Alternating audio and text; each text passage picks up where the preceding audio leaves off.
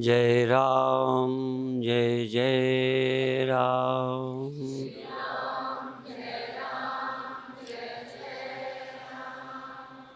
श्री राम जय जय राम।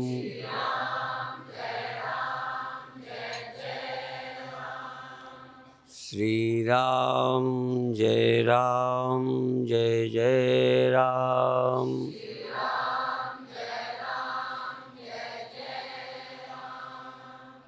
सच्चिदानंद भगवान की, सनातन धर्म की।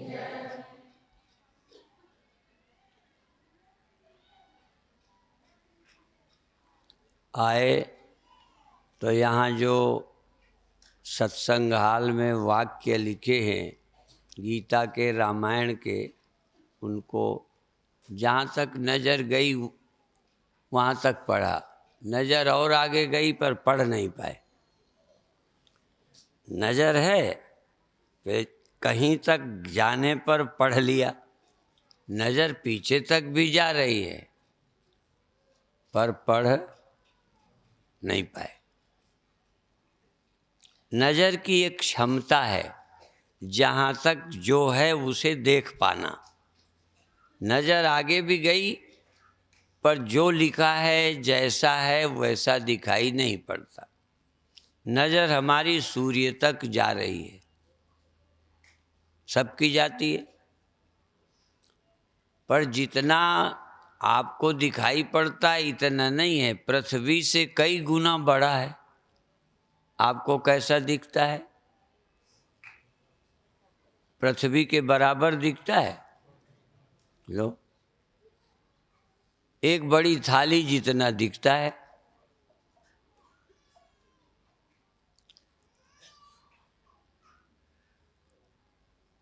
हमारी नज़र की क्षमता नहीं है, हमारी समझ की भी क्षमता है। कितना हम देख पाते हैं।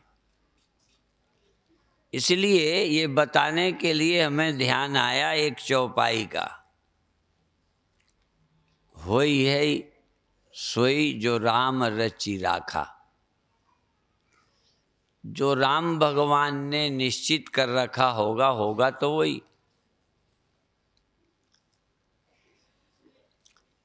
या फिर जब समझाने से कोई न समझे तो सोचना चाहिए राम ने कुछ ऐसे ही रचा होगा। समझाने से न समझे। भगवान शंकर अपनी पत्नी को समझाते हैं। भगवान राम में संदेह करती हैं कि ये कैसे भगवान हो सकते हैं। या फिर पिता के यहाँ जाने को समझा रहे होंगे कि मत जाओ, निमंत्रण नहीं आया। पार्वती जैसी पत्नी, सती जैसी पत्नी, शंकर भगवान जैसे पति समझावें और नहीं समझ आवे। राम भगवान हैं साक्षात और दंडवत करते हैं शंकर भगवान। सती को लगा भगवान बुद्धू हैं। बहुत पत्नियों को अपने पति बुद्धू ही लगते हैं।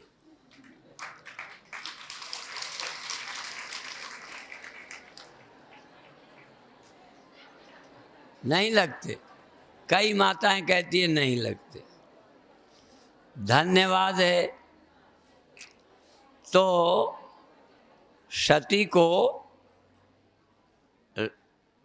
राम भगवान नहीं लगते, एक साधारण इंसान लगते हैं।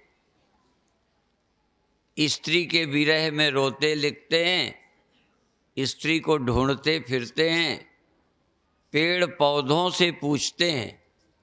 तुम्हारी खोज आए तब पेड़ों से पूछोगे, पशुओं से पूछोगे? नहीं। जैसे आदमी विक्षिप्त हो जाता है किसी का लड़का मर जाए तो कई लोग हमारे पास आते हैं, फोन करते हैं, आप सब कुछ कर सकते हो, आप बचा सकते हो, वापस कर सकते हो, फिर जिंदा कर सकते हो, लगता है। तो राम को शिवजी भगवान देखते, प्रणाम करते हैं, और जो कुछ होता है उसे लीला देखते हैं शिवजी। सती को ऐसा नहीं दिखता। समझाने पर भी सती को समझ नहीं आया कि ये भगवान है। कोई व्यक्ति भगवान है ये समझना बड़ा कठिन है। भगवान समझना छोड़ो, ये भगवान का सचमुच भक्त है ये समझना बड़ा मुश्किल है। और ज्ञानी है, इसे भगवान मिल गए हैं, ये भगवान को प्राप्त है, ऐसा लगना भी बड़ा कठिन है। सती को नहीं लग रहा कि राम भगवान हैं। जिक्र हो ना हो, ज्ञानी भी नहीं लग रहे होंगे, क्योंकि ज्ञानियों के लक्षण ऐसे हैं, चिंता नहीं करे, मोह नहीं करे, मोह ममता से ऊपर होवे, जेहि प्राणी होमे तजी, करता राम पिछान। तो अब ये चौपाई कहती है कि समझाने पे नहीं समझे तो मन में सोच लिया शंकर भगवान ने, होई है सोई जो राम रचि राखा। जो भगवान ने सोचा होगा, योजना होगी, जो कराना चाहते होंगे तमाशा, अब वही होगा। अब ज़्यादा तर्क करके पत्नी से बहस करें, को करी तर्क बढ़ावई शाखा। समझाने से और नए नए तर्क आने लगते हैं। कभी आपस में भी जब लड़े होगे, किसी को भी, भाई भाई, पिता पुत्र, पति पत्नी, कोई भी समझाने पे भी नहीं समझे, उसको 100 तर्क आते हैं। एक किसी साधु के चक्कर में था, हमारा परिचित था। हम लोगों, घर वाले भी चाहते थे समझाएं, हमारे पास भी आया समझे, हमें इतनी बातें बताए, लगे हमारा ज्ञान फीका है। सच बोलता हूं, इतनी ऊंची बातें की, वैसे चाहोगे तो उसके दर्शन करवा देंगे, दिल्ली का है, इतनी ऊंची बातें हैं, ये तो सब मोह माया है, ये तो फलाना है, घर बेच के जाने को तैयार साधु के चक्कर में। अब उसकी तब नहीं माने, अब मान गए, घर नहीं बेचा, घर रह रहे हैं, उसकी अब याद भी नहीं करते। इतना महान व्यक्ति जिसके चक्कर में पड़े थे, आज दर्शन लायक नहीं है, जिक्र नहीं की उस दिन से, हमने भी याद नहीं दिलाई, आज याद आ गई चौपाई देखकर। आपको जो करना हो ना, उसके लिए 100 दलीलें आप दे लेंगे। इसलिए शंकर भगवान समझाया, पर वो नए नए तर्क, ऐसा फिर क्यों, वैसा फिर क्यों, फिर ये रोते क्यों फिरते हैं जब सर्वज्ञ हैं, जब सब जगह हैं, इनको तो पता ही होना चाहिए। कोई ज्ञानी भी तुम्हें आशीर्वाद से तुम्हारा काम न कर पाए या नहीं करना चाहता हो, वही उचित दिखाई पड़ता हो, क्योंकि सब अपने अपने कर्मों का फल भोगने आए हैं। सबको कोई मुक्त कर दे तो कर्म सिद्धांत ही चला जाएगा। यद्यपि कर्म की रेख पर मेख मार देते हैं, यमराज का खाता फाड़ देते हैं, पर उसमें भी कुछ बात होगी जिसका फाड़ते हैं, सबका क्यों नहीं फाड़ते। मुर्दे भी जीवित हो जाते हैं, पर सब क्यों नहीं करते। जब कोई खर्च नहीं होना, हर्रा लागे न फटकरी रंग चोखा, हाथ ही लगाना है तो हमारे घिस जाएंगे क्या।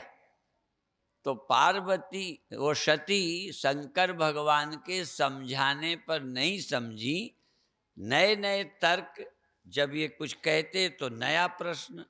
उन्होंने सोचा अब समझाना ठीक नहीं है, इसकी मन की होने दो। कहा जाओ आप। परीक्षा लेने चली गई। अस कही लगे जपन हरिनामा। समझाने पे न समझी तो शंकर भगवान परमात्मा का स्मरण करने लगे। तुमसे जब कोई न समझे ना तो जबरदस्ती मत करना, बस भगवान की याद करना। समझाने पे पति न समझे, यहाँ पत्नी का मामला ही नहीं है, पति समझाने से न समझे, भाई न समझे, बेटा न समझे, बाप न समझे, चेला न समझे, तो गुरु को भगवान का नाम लेना चाहिए। तो शंकर भगवान अस कही जपन लगे हरि नामा, परमात्मा का नाम स्मरण करने लगे। मन का विक्षेप हटा दिया, समझाने की चिंता छोड़ दी कि जो होना होगा, बोलो, होगा। अब प्रारब्ध बस तुम भी कहीं पड़ गए हो, चाहे घर में, चाहे देह में, चाहे जम्मू में। हाँ, अरे हो जो होगा होगा। समझाने पे न समझें, नेता न समझें, समाज न समझे, हिंदू न समझे, तो जो होना होगा होगा। साधु भी समझा लें, नहीं सुनकर उसे भी राजनीति लोग मान लें। तर्क तो तर्क है। कभी कभी लगता है जैसे परमात्मा यही चाहता होगा कि हिंदू कुटता आया, पिटता आया, लुटता आया, गुलाम बनता आया। शायद परमात्मा ने इनको इसीलिए पैदा किया हो। समझाने पे न समझे तो समझाने वाले को चाहिए परमात्मा की स्मरण करें कि उसका संसार है। हमारे पूज्य वामदेव जी महाराज लगे रहते थे अंत में, क्योंकि पहले भी विरक्त थे, कथा करते थे, सभाओं में नहीं, कुछ संतों के बीच पढ़ाते थे। देश को देखते हुए समाज में आने लगे। एक कुटिया नहीं बनाई, पैसा नहीं छूते थे, पर अंत में फिर उपराम हो गए, भाई संतो भगवान का नाम जपो, जो होना है सो होगा। तो भले लोगों को चाहिए कि फिर परमात्मा की याद करे, उसका नाम जपे, अपना तो कम से कम मुक्त तो रहे। इनके चक्कर में अपनी शांति भी चली जावे। इसलिए भगवान को भी हरि का नाम जपना पड़ा। शंकर भगवान की बात थी ना, शंकर भगवान भी याद करते हैं। एक बात यहाँ ध्यान दें, जिसके भी शरीर है और जो शरीर में रहता है, शरीर से जिसका संबंध होता है और जिसका शरीर से संबंध छूटता है, उसको तो याद करना ही पड़ेगा। जगते हो तो देह से आपका संबंध हो जाता है। इसमें किसी आर्य समाज, सनातन धर्म, हिंदू धर्म, राधा स्वामी, इस्लाम, मुसलमान, ईसाई का मामला नहीं है, पंडित बनिया का भी नहीं है। जागने पर देह से संबंध हो जाता है और देह के कष्ट सुख मालूम पड़ने लगते हैं। जितनी देर इस जीव का देह से संबंध नहीं होता, गहरी नींद में तोड़ना नहीं पड़ता, संबंध जोड़ना नहीं पड़ता। जागते देह से संबंध जुड़ जाता है, सोते देह से संबंध छूट जाता है। बीच में एक दशा है जिसका जिक्र बार बार नहीं करते, उसे स्वप्न कहते हैं। सपने में जगत से संबंध टूटा भी है, नहीं भी टूटा, स्थूल से तो छूट गया, सूक्ष्म जगत में, विचार जगत में, स्वप्न जगत में फंस गया। वहां भी सुख दुख होते हैं, गहरी नींद में जाता है तो सुख दुख चिंता नहीं होती। जब भी आप देह में हो और चिंता आए, भय आए, शोक मोह आए, मेरे तेरे से जलन होने लग जाए, तो हरि का स्मरण करो। सो नहीं, सोना तो मूर्खों के लिए है। दूर भी जाना, दूर जाओ, जहां झगड़ा हो वो जगह छोड़ के अलग बैठ जाओ, ये भी उपाय है। जब तू मैं होने लगे, बात बढ़ती नजर आए, तो उचित ये है कि थोड़ी दूर हट जाओ। तुम नहीं हटोगे, बात बढ़ती जाएगी। समझदार का काम है हट जाए। समझदार को चाहिए सो जाए।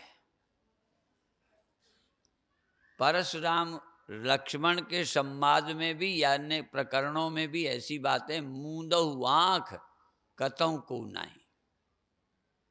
आंख बंद कर लो जैसे कोई है ही नहीं। यद्यपि हम लोग आंख बंद करें तो और ज्यादा अंदर आ जाता है। इसीलिए लोग ध्यान भजन से डरते हैं और ध्यान भजन वाले शिकायत भी करते हैं। ध्यान वालों की बड़ी समस्या है, आंख बंद की तो अभी तो तुम सामने थे, आंख बंद कर ली या दूर जाके बैठ गए, अब जो भी हुआ है सब अंदर अंदर घूमना शुरू हो गए। तभी तो बाहर था, भीतर आ गया। जब भी आंख बंद करोगे तो जो नहीं भी सोचते थे वो सारी बातें याद आने लगती हैं। और अभी तक देखा क्या है? दुनिया ही देखी है, लाभ हानि देखे, शत्रु मित्र देखे, अच्छा बुरा देखा, सुख दुख देखा। इसके अलावा और क्या हुआ है दुनिया में? भगवान तो दिखे नहीं। तो जब आंख बंद की तो वही, इसने वो कहा था, उसने ये कहा था, हम ये कहेंगे, मिले कल तब देखेंगे। एकांत में बैठे हो पर कल की योजना बन रही है, बीती बातें याद आ रही हैं, जो जल्दी में नहीं कह पाए चला गया, जब मिलेगा तब कहेंगे। आंख बंद किए योजना बन रही है, यही भजन है। आंख बंद करना बड़ा खतरनाक है। पर धन्य परशुराम को लक्ष्मण कहते हैं, मूंदहु आंख कथों को नाय। आंखें बंद कर लो, काहे बड़बड़ बड़बड़ कर रहे हो? लक्ष्मण परशुराम का धनुष टूटने पर जो झगड़ा हो रहा था वही बात है। तुमको भी यदि कहीं लड़ाई हो, कहना कि तुम चले जाओ, आंखें बंद कर लो, मत बोलो। तुम क्यों बोलते हो? रहा जाता है क्या? उस समय तो पता नहीं हमारी ये जबान में कितनी ताकत आ जाती है और दिमाग कितना तेज हो जाता है। जो तर्क शंकर भगवान को नहीं आ रहे थे, सब दलीलें हैं क्षति दे रही हैं। कई बार गुस्सा में जाने क्या क्या सूझने लगता है। दिशा गलत होती है, दिमाग बड़ा चलता है। तो शंकर भगवान भगवान का स्मरण करने लगे। शंकर भगवान भगवान का स्मरण करे। गुरुदेव भगवान भी, देखो, गुरुदेव भगवान भी यदि कोई समस्या हो तो क्या करेंगे? मौत आए, बुढ़ापा आए, दुख आए, हानि लाभ आए, तो अपने को दुख से बचाने के लिए करेंगे तो क्या करेंगे? आप क्या करोगे बताओ? कहोगे हम ऐसे ही रोते रहेंगे, दुखी रहेंगे, मरेंगे। अब देखो, या तो सुमिरन करो जहां मृत्यु नहीं है, दुख नहीं है, अनेकता नहीं है, यहाँ क्षति है, आंख बंद करो, वहां कोई नहीं। इसलिए हरि का स्मरण कर लें। क्या करें क्या न करें, कैसे समझाएं, ये बैठ के सोचने नहीं लगे। आप लोग क्या करते? एकांत बैठे भी ये नहीं माना, अब हम यूँ कहते, मरे जाए, ये बस पर वहीं जुड़े रहते। शंकर भगवान छुट्टी ले ली, जो हुई है सोई, जो राम रचि राखा। हमारे करने से भी क्या होगा? अब देखो, शिव भगवान को भी लगा मेरे करने से होने वाला नहीं। दुनिया में ऐसा कोई नहीं है जो कभी अपने को अक्षम नहीं पाता।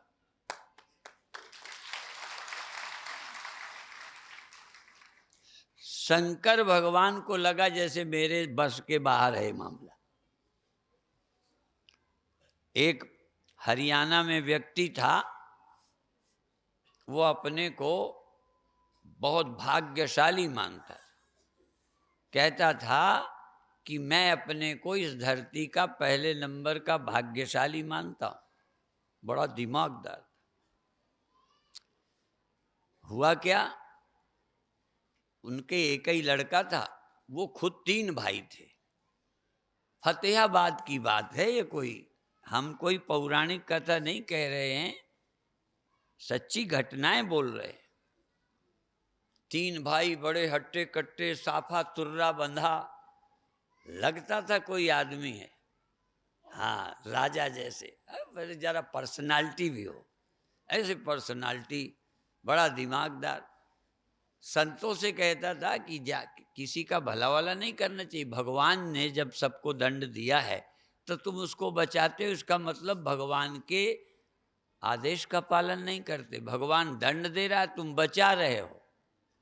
हाँ, ऐसे बातें बहुत अच्छी आती थी। एक दिन लड़का निकला 2 पहिए की गाड़ी में, बैठने लगा, रिवाल्वर लिए था, उसी के हाथ से उसका घोड़ा दब गया, उसी को गोली लग गई, मर गया।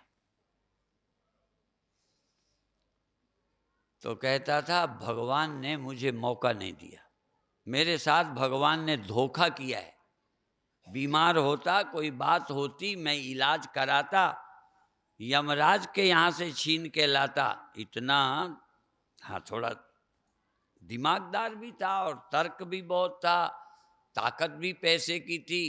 कहन भगवान ने मेरे साथ धोखा किया है। ऐसे अचानक हो गया, जैसे कोई धोखे में गोली मार दे।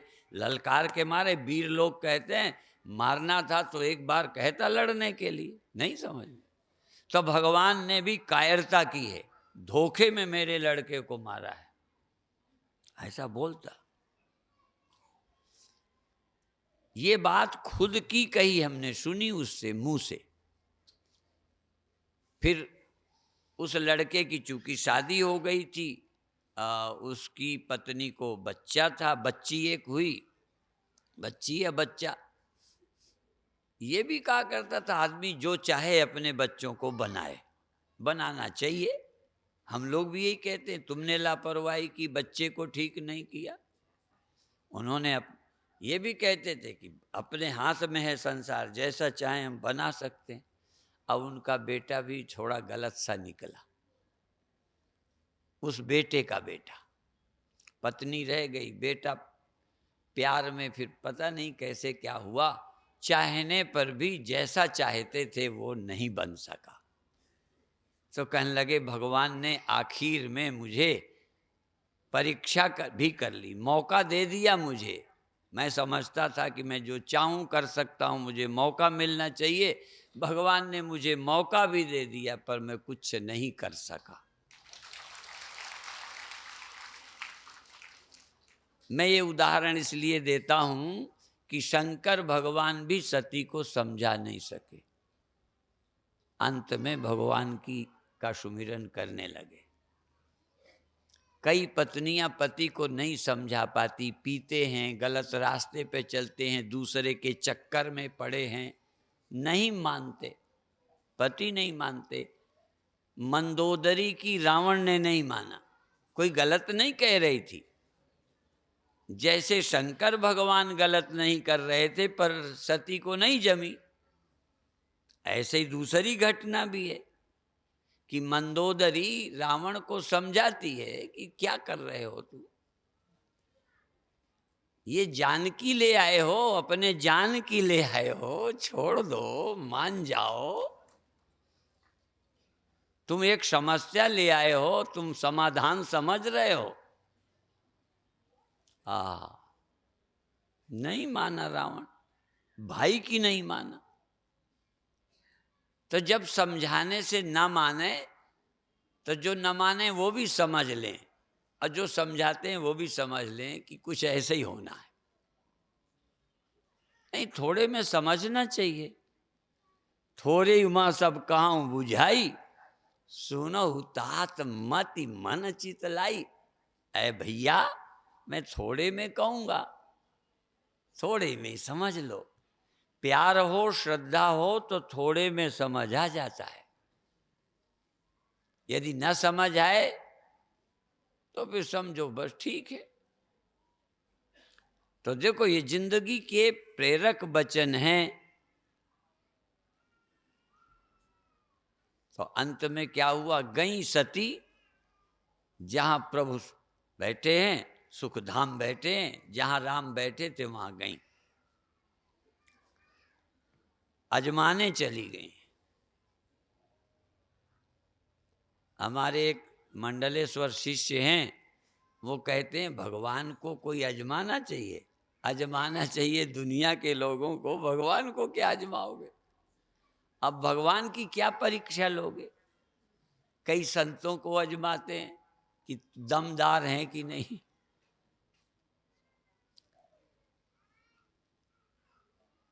तो भगवान की परीक्षा लेने चली गई कि सचमुच भगवान है क्या, सचमुच ज्ञानी है क्या, सचमुच योगी हैं क्या, ये सचमुच पागल हो गए हैं कि दिमाग ठीक ठीक है। जो पेड़ों से पूछते फिर रहे हैं लगभग पागल ही होंगे। अब वो पहुंच गई। अब वो तो वेश बना के सीता का, और शंकर भगवान, अब देखो, ये देखो, सती ने जो किया शंकर ने ध्यान करके सब देख लिया। पहले तो मानी नहीं, परीक्षा करके जब लौटी तो झूठ बोली। कहने लगे करियायु परीक्षा कर, नहीं नहीं हम तो कुछ किया कुछ नहीं परीक्षा, सीता बन गई, परीक्षा ले आई। अब बोली झूठ। कहने लगे नहीं, आप ही की तरह हमने भी प्रणाम किया है। गड़बड़ करने हैं। हाँ हाँ, कुछ परीक्षा नहीं ली हमने। अब कसर क्या छोड़ी? सीता बन के कि धोखा खाएंगे देखें भला। खैर, तो अभिप्राय है कि गलत कदम उठाने वाला झूठ बोलता है, छिपाता है। तो अब ये जिंदगी में सीखिए, कोई समझाए तो शांत मन होके। कई बार हमारे शिष्य लोग साथ रहते हैं, हम समझाते रहते हैं ऐसा आदत बदलो, ऐसे बोलो, ऐसे करो, समझ ही नहीं आता। असल में बड़ा मुश्किल है गुरु की मानना। अब आ जाओ अध्यात्म में। आप ये समझते हो कि देह हम हैं, देह में तो हो, ये तो निश्चित है देह में हो। आगे और बताएंगे, पर आज इतना ही बताएंगे, देह में हम सब हैं। इस देह का दर्द मुझे होता है, उस देह का दर्द तुम्हें होता है। कितना प्यार हो, दूसरे के दर्द से तुम दुखी तो हो सकते हो, पर दर्द तुम्हें नहीं हो सकता। मेरे पेट दर्द से तुम दुखी होगे, तड़फोगे, दौड़ोगे, डॉक्टर बुलाओगे, मेरे पर संकट हो तो आप दुखी हो जाओगे, पर सीधा सीधा दर्द तो उसी को होगा जो उस देह में रहता है। एक एक देह में एक एक व्यक्ति रहता है। ये तो देह है, ये तो घर है। मानो या ना मानो, समझो या ना समझो, ये देह तुम्हारा जागृत में निवास स्थान है। उपनिषदों ने कहा है त्रिषु धामसु यद भोक्ता भोग्यम च प्रकृतिता। 3 घर हैं जिसमें जीव रहता है। जागृत में स्थूल देह में रहता है। 3 धाम है। जागृत में इसमें रह के इसके भोगता है, जब इस घर में नहीं रहता, सूक्ष्म में स्वप्न में रहता है, तो वहां भोगता है। और जब तक स्थूल में सूक्ष्म में रहेगा तब तक द्वैत रहेगा। जब तक द्वैत रहेगा, द्वंद्व रहेगा, दोनों भोगेगा। मैं विदेश में जब गया तो एक ट्रांसलेटर जो मेरे हिंदी के प्रवचनों को अंग्रेजी में करता था,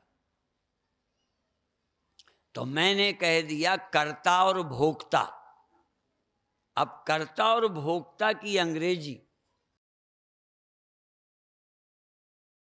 तो उसने कह दिया इंजॉयर, डूअर और इंजॉयर, कर्ता और भोक्ता। तो मैंने कहा भाई मैं अंग्रेजी ज्यादा नहीं जानता, पर इंजॉयर तो होता है आनंद भोगने वाला। इंजॉयर, इंजॉय, आनंद लेने का नाम इंजॉयर। आनंद भोगना, सुख भोगने का नाम, यानी इंजॉय करो, घूमो फिरो, इंजॉय करो। आजकल लड़के इंजॉयर हैं। हाँ सही बात है, इंजॉयर। अब इंजॉय करने वाले फिर दुख भी सारो भी भोगते हैं, दुख भी। हमने कहा भोक्ता का अर्थ केवल इंजॉयर नहीं, हाँ भोगना जिसे चाहते हैं, अंदर से रुचि से जिसे भोगते हैं वो होता है इंजॉय। जिसको भोगना नहीं चाहते पर भोगना पड़ता है उसका नाम सारो।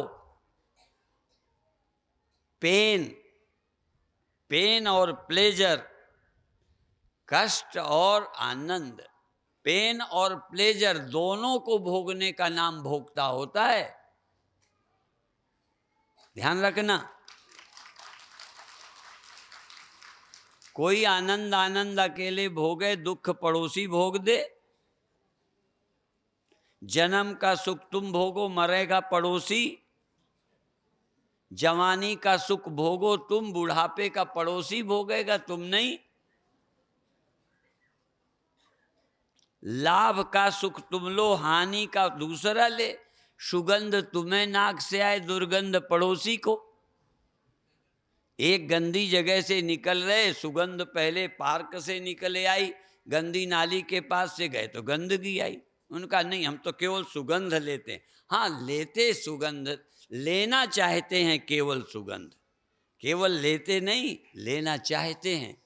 और नहीं लेना चाहते तब भी दुर्गंध आती है। नहीं चाहे जहाँ फिरें दुर्गंध आए ही नहीं।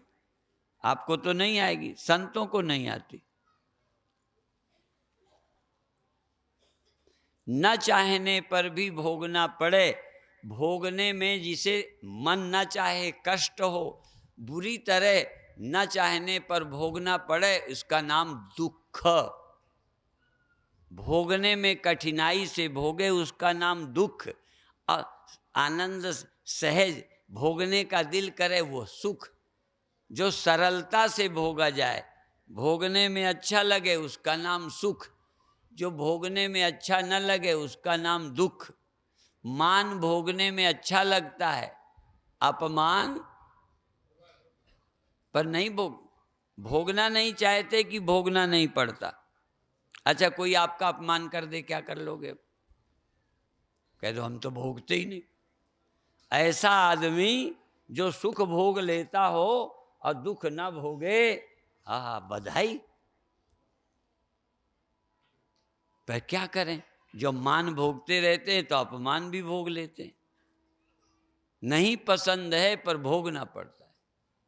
इसलिए जागृत और स्वप्न में सुख और दुख, लाभ और हानि, संयोग और वियोग, जन्म और मृत्यु, लाभ सबका सुख दुख जागृत में भी भोगते हैं और स्वप्न में भी नहीं भोगते।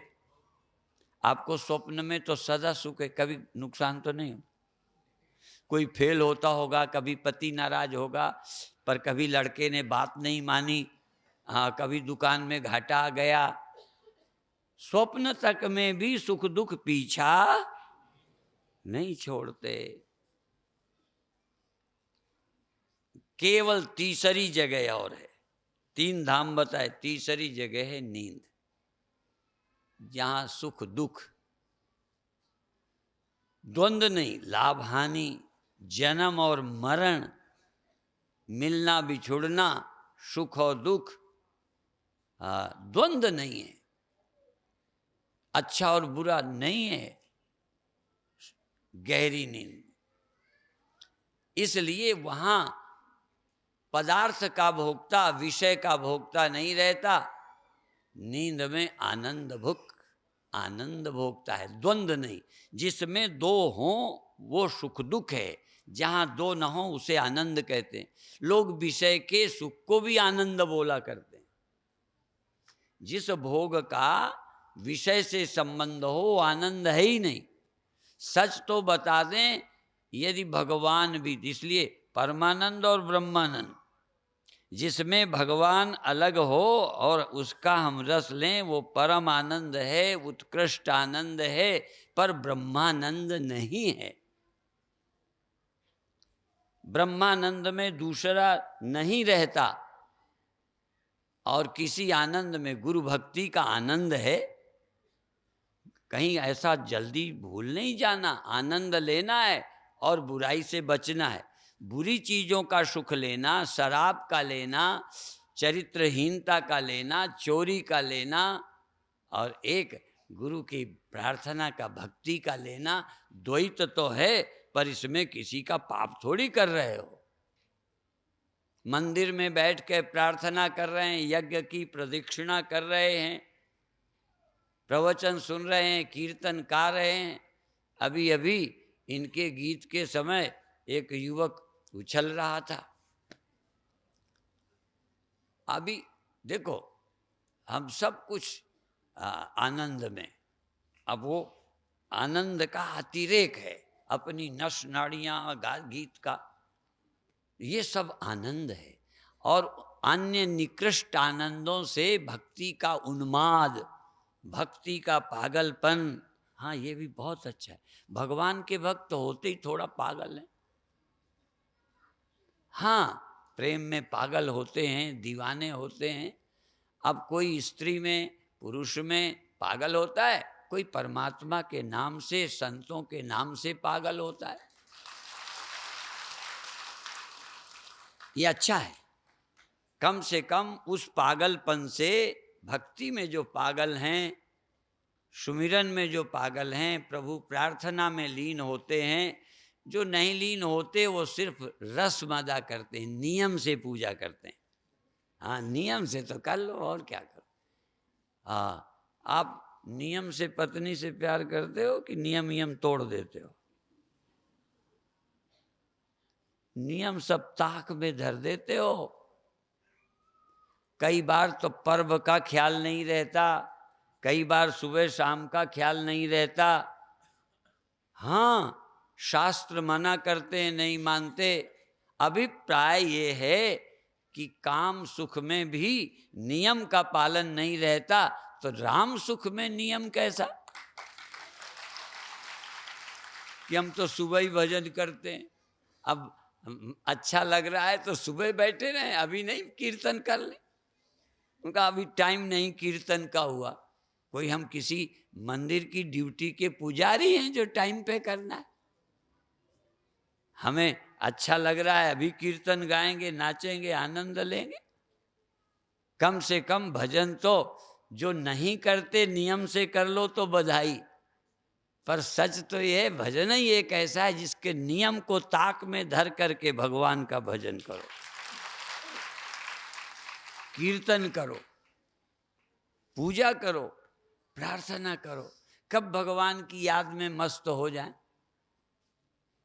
जब भी थोड़ा सा मन करने लगे, मन में आई हुलक तो क्या खंजली, क्या ढुलक।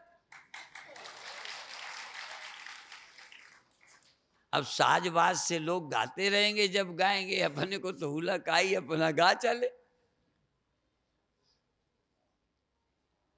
अभिप्राय यह है कि उत्कृष्ट आनंद लेना, परम आनंद लेना, दिव्य आनंद लेना। दिव्य जिसमें बाहरी पदार्थ नहीं, प्रभु की याद है, ये दिव्य आनंद। बाहर के कोई विषय नहीं, नाद सुन रहे हैं, सुरती लगा रहे हैं, प्रकाश देख रहे हैं, नाम का जाप कर रहे हैं, आनंद में डूबे हैं कई कई घंटे। अब कई घंटे तकलीफ में नहीं, बिना हिले डुले नहीं बैठ सकते, तकलीफ होगी, फिर ऐसे करोगे, फिर ऐसे करोगे। फिर मैं भी कई बार सभा में बैठा हूँ, देर हो जाए तो कभी यूं करूँगा, कभी यूं करूँगा, कभी यूं करूँगा। क्यों? शरीर में बैठा हूँ, तकलीफ हो रही है। यदि सुमिरन में बैठ जाएं तो शरीर से कोई लेना देना नहीं। इसीलिए देर तक वही भजन कर सकता है जिसका सुमिरन में मन लग जाता है, नहीं कर नहीं सकता। 3 घंटे हिला नहीं, डुला नहीं, आंख खोली नहीं, नहीं तभी थोड़ी देर खुर्र किया तो यूं खोल के देख लिया, फिर बगला की आंखें बंद कर ली, फिर देख लिया। अब पड़ोसी का धक्का लगा तो फिर आंख बंद कर ली। अरे धक्का धुक्का लगते हैं तो अपना मस्त रहो। इसलिए भजन के आनंद में जो डूब जाते हैं वो परमात्मा के बिल्कुल नजदीक हैं। केवल गुरु भ्रांति हटाएगा, शांति और रस तो तुम्हें ऐसे ही भक्ति से मिलने लगा। अब मुक्ति और ज्ञान तो गुरु के वाक्य सुनोगे, भ्रांति भी निकल जाएगी। इसलिए मल विक्षेप जाके नहीं, किंतु एक अज्ञान वह चौसाधन सहित नर सो अधिकृत मतिमान। जो भजन में जिनका मन लग जाता है, पूजा में लग जाता है, सुख मिलने लगा है, पाठ में, सच बोलता हूँ, उनको फिर ज्ञान का अधिकारी है। कोई गुरु मिल जाएगा तो अलग भगवान जो लगता है वो भी मिटा के चैतन्यो हम शिवो हम आनंदो हम अहम ब्रह्मास्मि का बोध हो जाएगा, आसान हो जाएगा, द्वैत भी चला जाएगा। इसलिए पहले जरूर कोई न कोई श्रद्धा भक्ति आपके अंदर आए जिससे विषय सुख फीके लगें। जो मही राम लागते मीठे तो नौरस खटरस हो जाते सब फीके। पर सच ये है बहुत कम लोग हमें ऐसे मिलते हैं। पूजा करने वाले बहुत हैं, यद्यपि वो भी कम हो गए कलयुग में, पर पूजा वाले भी मिल जाते हैं, मंदिर जाने वाले भी, गुरुद्वारे जाने वाले भी मिलते हैं, मंत्र लेने वाले भी मिलते हैं। पर सुमिरन में जिनका मन लगता हो ऐसे लोग कम मिलते हैं। जिनको तीर्थ में जाकर हृदय पवित्र होता हो, आनंद मिलता हो, ऐसे कम मिलते हैं। जाते हैं नियम से, कहते हैं हम हर साल जाते हैं तीर्थ यात्रा में जाते हैं, बहुत अच्छी बात है। इतना भी करते रहो, कलयुग में तो बहुत बड़ी बात है। तीर्थ यात्रा कर लो, मंदिर जाया आया करो, प्रदक्षिणा कर लो, चलो, नियम तो पाल रहे हो। ये नियम वालों की बात है, नियम बुरा नहीं है, ना करने वालों से बहुत अच्छा है। गांव की एक बात है, वो लोगों से कहता था, कोई एक खाट में बैठे भजन कर रहा था, खाट में, तो एक आ गया, पंडित होगा कोई, कहे ऐसे कैसे भजन करते हो, खाट में बैठ के भजन थोड़ा करना चाहिए। कहन कहाँ करना चाहिए, कहीं जमीन में। गांव का आदमी था, सहज है, कहन पंडित जी आप कहाँ करते हो, कहन हम तो करते ही नहीं। कहन तो फिर तुमसे तो हम ठीक हैं, खाट पे तो करते हैं।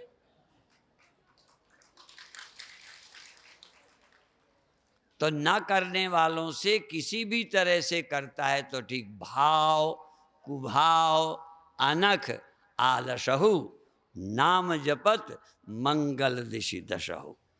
जो परमात्मा का नाम चाहे जैसे भी आया लेता तो है, नहीं तो और की याद करते हैं लोग। संकट में नेता की याद करते हैं, आजकल संकट मोचन नेता हैं, अभिनेता हैं। हाँ, नेता अभिनेता। अब संकट मोचन हनुमान जी, संकट मोचन प्रभु का नाम। हाँ, तो जिनको संकट में प्रभु याद आते हैं वो भी बड़ी अच्छी बात है।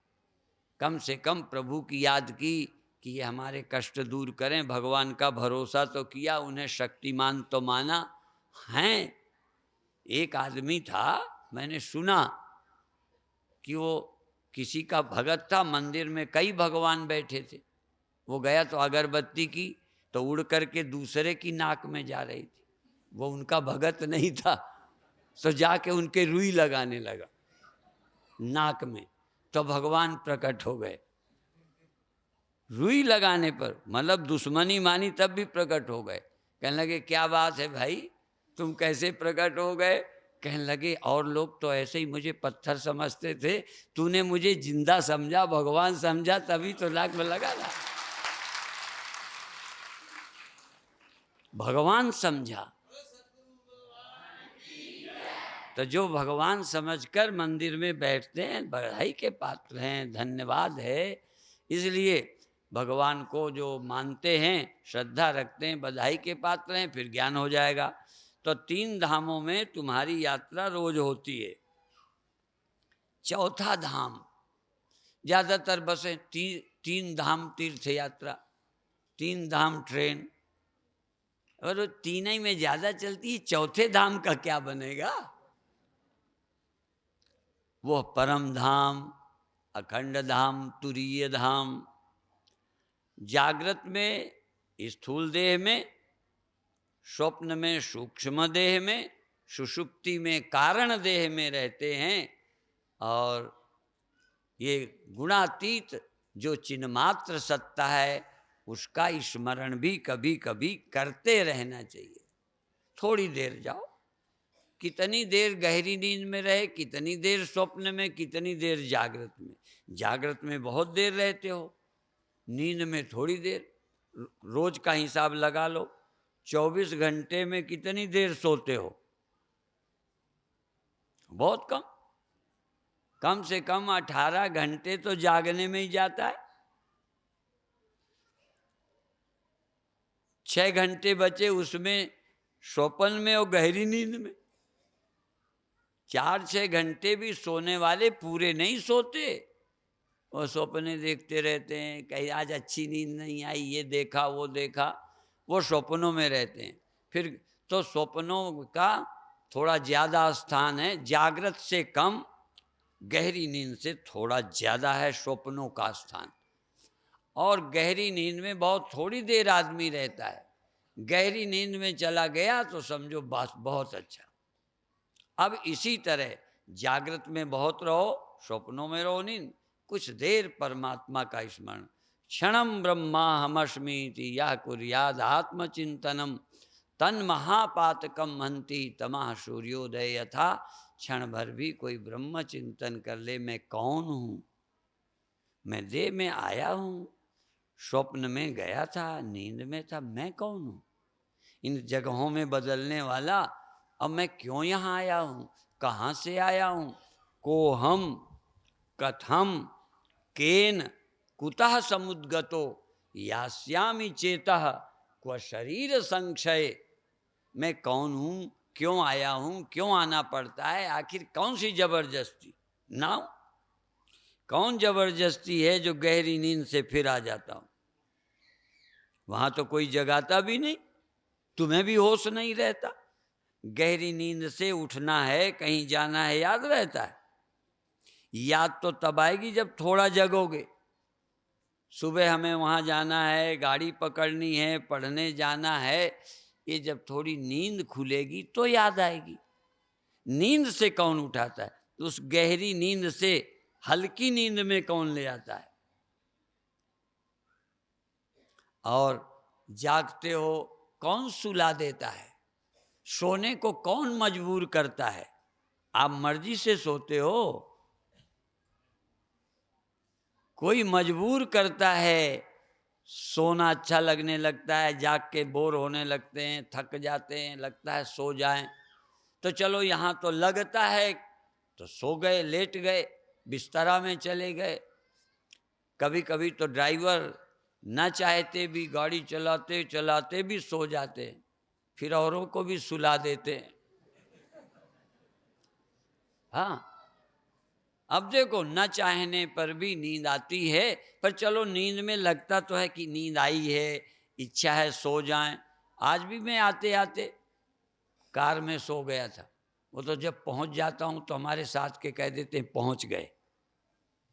हाँ, अब तुम जब पहुंच जाते हो नींद में, जहां कोई तकलीफ नहीं, अब कैसे बताएं तुम पहुंच गए? पहुंच जाते हो जहां कोई दुख नहीं, और वहां से फिर आ जाते हो। कौन लाता है? वहां गुरु नहीं है, कोई नहीं पहुंचाता उस गहरी नींद से। हाँ, फिर सोचते हो जाना है नहीं जाना है, करना है नहीं करना है, नींद से कोई वापस ले आता है। इसी तरह ध्यान से भी कोई लाएगा। अभी ध्यान में गए, अपने घर पहुंच गए, चौथे धाम पहुंच गए, पर शरीर की, मन की, गुणों की, चूंकि सत्वगुण, रजोगुण, तमोगुण, ये तमोगुण कम हो गया, रजोगुण आ गया, रजोगुण कम हो गया, सत्वगुण आ गया, सत्वगुण कम हो गया, फिर रजोगुण आ गया। ये घटते बढ़ते रहते, एक जैसा नहीं रहता। ये तो गुण हैं। इसलिए ये गुणों के काम है, जगना सो जाना। गुणातीत कब होगे, मैं कौन हूं? तो ध्यान लग जाना शुद्ध सत्व गुण है। गुणातीत कौन है? गुणातीत का मतलब चाहे समाधि लगे, चाहे सुषुप्ति हो, चाहे स्वप्न, चाहे जागृत हो, मैं कौन हूं ये सही विज्ञान हो जाए तो गुणातीत हो गए। गुणातीत का मतलब मैं अब समाधि का भी गुलाम, मोहताज नहीं हूं, रहे या न रहे। इसीलिए गांठें लगा के बताता हूं ना, 1 गांठ, 2 गांठ, 3 गांठ। अब ये गांठ हटी, दूसरी आई, यहाँ तो लगानी पड़ती है ना। यहाँ जागृत लानी थोड़ी है मुझे, सब बताना भर है समझाने के लिए। लेकिन कपड़ा, जब पहली गांठ थी तो कपड़ा, दूसरी गांठ थी तब, तीसरी गांठ थी तब, कोई गांठ न रहे। कपड़ा जो है गांठों से रहित है, गांठों से परे है, गांठों में है, पर वो गांठ का मोहताज नहीं है। इसीलिए जागृत में संसार, स्वप्न में, सुषुप्ति में नहीं। लेकिन मैं कौन हूं? उस साक्षी को जानना, आत्मा को जानना, जिससे जीवन धन्य हो जाता है। तो आज इतना ही कहेंगे। यद्यपि अभी सुन रहे हो, अभी हम सुना रहे हैं, लेकिन आदत अपनी भी ठीक रखनी चाहिए, तुम्हारी भी ठीक रखनी चाहिए। अपन टाइम पे बंद करेंगे, जिससे तुम टाइम पे आया करो, टाइम पे जाया करो। और आज अभी दर्शनों की छूट नहीं है, कल से करेंगे, ठीक है? आज ऐसे ही हमें देख लो, ऐसे हम तुम्हें देख लेते हैं, ठीक है? कल से जैसा होगा फिर दर्शन लो। माता के पिता तुमेव, तुमेव बंधुश्च सखा तुमेव, तुमेव विद्या द्रविणं तुमेव, तुमेव सर्वं मम देव देव।